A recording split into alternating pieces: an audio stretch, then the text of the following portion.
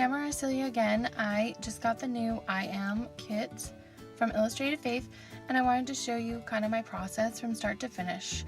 So I open the devotional and find the scripture and go through reading both the devotional and the scripture, pulling out anything that stuck out to me, and doing some journaling.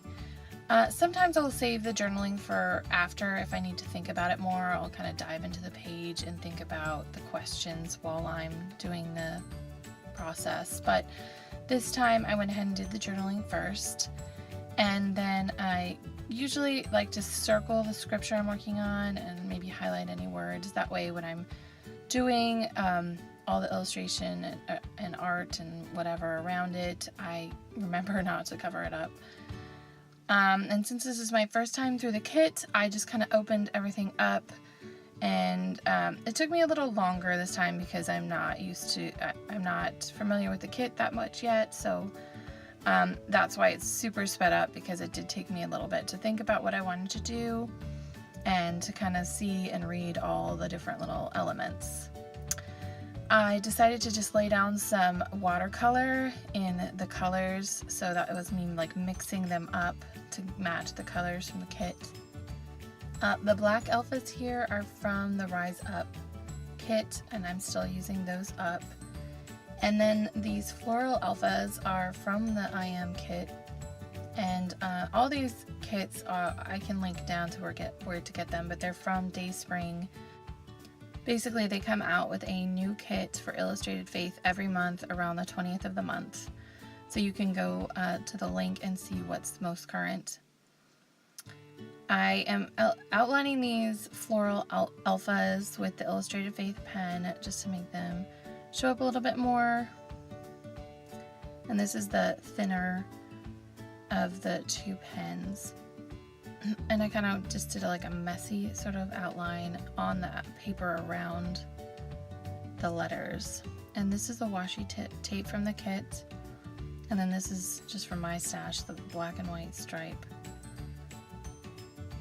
And I like to tear my washi in half lengthwise a lot, just to give a thinner line and break up some of the other stuff. Okay, this is one of the stamps from the kit, these beautiful florals and leaves.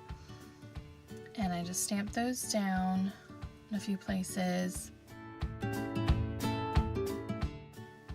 And I added one of the stickers from the set to the top. And I hit the stamp ink with the hairdryer just because I was going to go over it with watercolor and wanted to make sure it was all the way dry.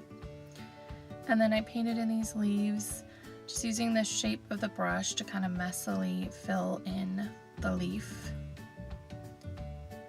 with some different blend of a couple of greens. So the verse that I'm working on today is 1 John 4, verse 18. There is no fear in love, but perfect love casts out fear.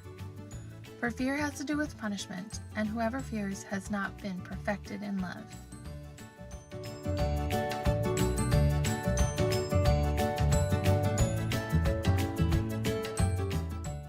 So I'm laying down this watercolor, and that green was kind of an accident.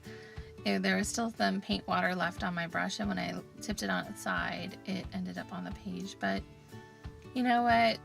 There's no real mistakes when you're doing this stuff. You just kind of run with it. So I cut a tiny piece of the video out where I was cleaning out my pen. Sometimes I've noticed that when I'm writing over different paints and glues and materials, it can kind of mess up the pen where it won't write anymore. So I kind of figured out a trick for that, and if that's something that you have problems with and you'd like to see a video on, you can let me know in the comments, and maybe I'll shoot another video where I actually show what I've sort of figured out that kind of works. And I just went in around the letters again with this white Signo ball pen, and on the Fearless ones I actually outlined on the sticker with the white, so you still have the black outline and the white outline. I'm still getting used to the floral alphas. And then I just was drying the paint so I could do some white dots over the watercolor to bring in some more of the white. I started putting down some of the maroon sort of watercolor with the pencil. I wasn't completely happy with how everything was coming together. It was starting to feel a little busy, so I kind of wetted it down to kind of blur it out and cut down on some of the busyness.